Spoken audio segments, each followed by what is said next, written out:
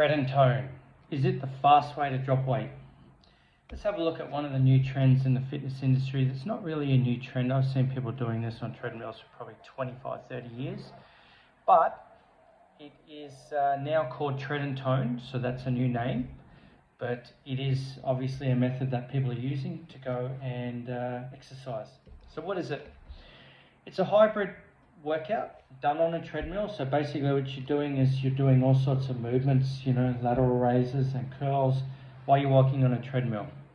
Session could last 30 to 60 minutes, could be time saving and multitasking, could be low impact. It's visually engaging, especially for social media viewers on TikTok. So people see it on TikTok and they go, oh, that looks great. I could do that on the treadmill while I'm walking and get double the benefit. It's beginner friendly, although I'm going to add to that, beginner friendly. I think most people find it very difficult to walk on a treadmill at the beginning and not feel a little bit, not quite so balanced. Okay, so then doing movements like this, would throw off their balance. So I would suggest that maybe you learn to walk on a treadmill before you start doing it. So what are the drawbacks? Okay, as I mentioned, form risks as walking and lifting as a distraction.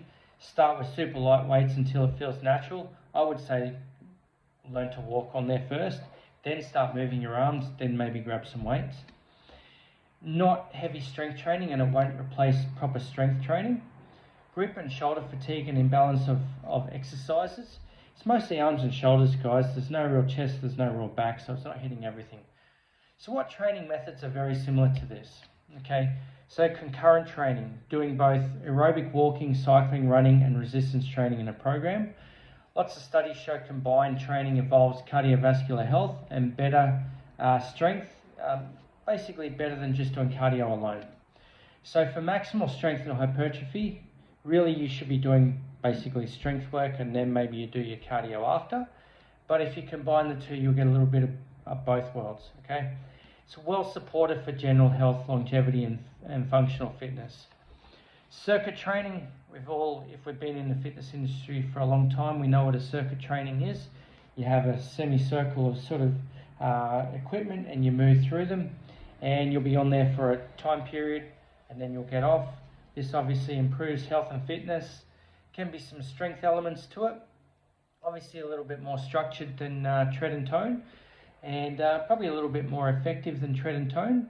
But obviously, this is more of a class environment. Hybrid workouts. Now this is very similar to your F45, CrossFit, functional fit, and so forth. These combine treadmill, rowing, cycling intervals with dumbbells, body weight, or barbell lifts. Okay, we all know obviously, the WOD workouts, as many reps as you can do in a minute with a lightish weight. You probably do weightlifting, probably do more sort of compound lifts, and you would work this in with different sort of cardio-based workout. High intensity functional training can actually improve your fitness quite dramatically, and it can improve your strength. There's always the potential for injury doing, especially CrossFit, F45, but it can be very beneficial, especially if it's a little bit more programmed. So what's the summary of this, guys? Well, look, obviously tread and tone is someone that was walking on the treadmill and went, I can do some movements while I'm walking on the treadmill. It will make you a little bit stronger, but not really much. It will improve your fitness because you're doing something else. So it's a little bit of a, I'm walking here plus I'm doing other stuff, so my heart rate might go a little bit higher. There is almost zero strengthening for back. That could be a problem. So you really got to combine it with other types of, let's say, hypertrophy training or strength training or other exercise that actually strengthens your back. It could improve mobility in shoulders while walking. So it might be a good warm-up, okay, before you start doing your weight training. It could be good for elderly people looking for low resistance exercise. But once again, guys, elderly people walking on a treadmill, doing some sort of weights, I reckon honestly it's probably more suited to doing outside walking or in a class activity walking while doing some sort of resistance training. So my take on it is, look, if you're looking for a little bit extra to do while you're on the treadmill, great. If you're looking for maximal strength gains, you're probably better off doing your strength work first and then moving on to doing some sort of treadmill type activity.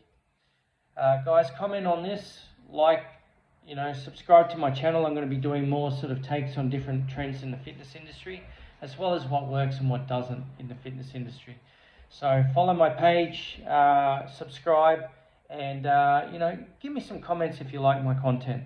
Thanks for listening, guys, and have a good day.